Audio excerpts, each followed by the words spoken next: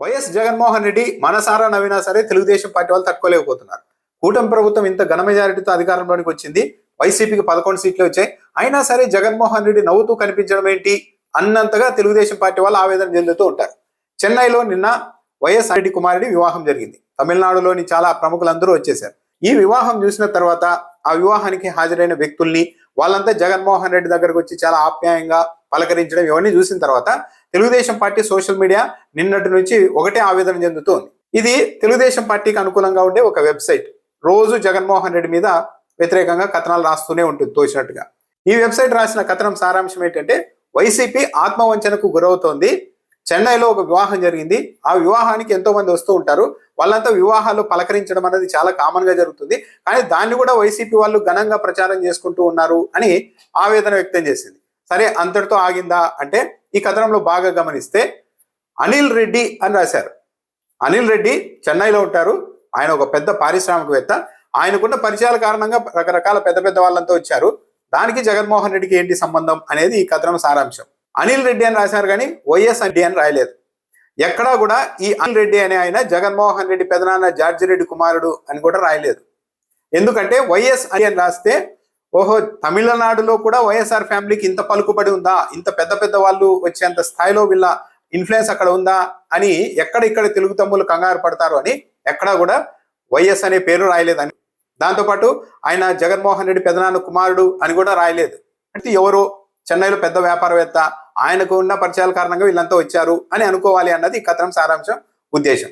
స్టాలిన్ కుమారుడు ఉదయనిధి ఒక ట్వీట్ చేశారు ఈ వివాహానికి సంబంధించి. ఆంధ్రప్రదేశ్ మాజీ ముఖ్యమంత్రి, వైఎస్ఆర్సీపీ అధ్యక్షుడు, మిత్రుడు వైఎస్ జగన్ గారి బంధువు వైఎస్ సునీల్ రెడ్డి గారి కుమారుడి వివాహం అని రాశారు. అంటే చాలా క్లియర్ గా మాజీ ముఖ్యమంత్రి జగన్మోహన్ రెడ్డి మిత్రుడు, ఆయన బంధువు అని రాశారు. అంటే ఇక్కడ జగన్మోహన్ రెడ్డి వాళ్ళు ఎంత ప్రయారిటీ ఇచ్చారో అర్థమవుతోంది.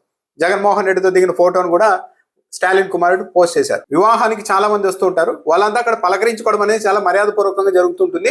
దాంట్లో గొప్ప విషయం ఏముంది అని తెలుగుదేశం పార్టీ వాళ్ళు కడుపు మంటతో ప్రచారం చేస్తూ ఉన్నారు. నిన్న జగన్మోహన్ రెడ్డి గారిని తెలుగుదేశం పార్టీ ఎంపీ మాగుంట శ్రీనివాస్ రెడ్డి కూడా వివాహంలో కలిసి నవ్వుతూ పలకరించి చాలా ఆప్యాయంగా కనిపించారు. దాని మీద మళ్ళీ తెలుగుదేశం పార్టీ వాళ్ళు ట్రోలింగ్ మొదలు పెట్టారు. చింతకాయల విజయ్ చెప్పింది ఇలాంటి వాళ్ళ గురించే. వైసీపీతో పలకరింపులు, వాళ్ళతో కలిసి మెలిసి తిరిగే వాళ్ళని పేగులు తీసి రోడ్డు మీద వేయాలని విజయ్ అన్నారు. ఇలాంటి వాళ్ళ గురించి అన్నారు. తన తెలుగుదేశం పార్టీ ఎంపీగా ఉంటూ జగన్మోహన్ రెడ్డి దగ్గరికి వెళ్ళి ఎంత ఆప్యాయంగా పలకరిస్తానని చూడండి, వీళ్ళకి పాత వాసనలు పోలేదు అంటే మళ్ళీ మాగుంట శ్రీనివాస్ రెడ్డి మీద ట్రోలింగ్ చేస్తున్నారు. మరి అది కూడా ఇలాగే వివాహాల్లో పలకరించుకోవడం కామన్ అనుకోవచ్చు కదా, అనుకోవడం లేదు. ఆంధ్రజ్యోతి పత్రిక కూడా ఈ వివాహానికి సంబంధించిన వార్తను కవర్ చేసింది. అయితే ఎంత నీట్ గా రాశారు చూడండి. జగన్మోహన్ రెడ్డిని తగ్గించేలాగా ఆంధ్రజ్యోతిలో ఏం రాశారు, స్టాలిన్ విజయ్లతో జగన్ హెడ్లైన్. వైసీపీ అధ్యక్షుడు జగన్మోహన్ రెడ్డి, తమిళనాడు ముఖ్యమంత్రి స్టాలిన్, టీవీకే పార్టీ అధినేత విజయ్లను వేరువేరుగా కలుసుకున్నారు. జగన్మోహన్ రెడ్డి వెళ్ళి వేరువేరుగా కలుసుకొని మాట్లాడుకున్నారంట. సూర్య, కార్తీక్ కూడా జగన్ ను పలకరించారు. అంటే చాలా సింపుల్ గా ఏదో కనపడ్డారు, జగన్మోహన్ రెడ్డి పలకరించి వెళ్ళిపోయారు.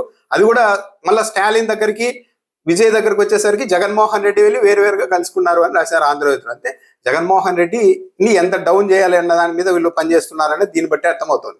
ఇక్కడ ఏంటంటే గమనించాల్సింది, రాజకీయాల్లో చంద్రబాబు నాయుడు గారికి జగన్మోహన్ రెడ్డికి ఉన్న తేడా ఏంటంటే, చంద్రబాబు నాయుడు గారు తనకి ఎవరు తెలిసినా తెలియపని ప్రపంచంలో అందరూ నాకు తెలుసు, వాళ్ళు తెలుసు, వీళ్ళు తెలుసు అని బాగా ఆయన ఎప్పుడు నిరంతరం సందర్భం ఉన్నా లేకుండా ప్రచారం చేసుకుంటూ ఉంటారు. కానీ జగన్మోహన్ రెడ్డి గారు అలా కాదు.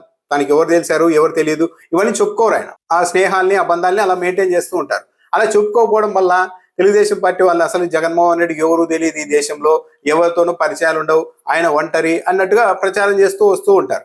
కానీ నిన్న ఆ వివాహంలో మొత్తం తమిళనాడు సీఎం, మాజీ ముఖ్యమంత్రి పళనిస్వామి, టీవీకే విజయ్, చిదంబరం, మొత్తం అన్ని పార్టీల వాళ్ళు వచ్చి జగన్మోహన్ రెడ్డి దగ్గర అంతసేపు మాట్లాడి నిలబడి చాలా సరదాగా చాలా ఆప్యాయంగా ఉండేసరికి తట్టుకోలేక ఇలా ప్రచారం చేస్తూ ఉన్నారు.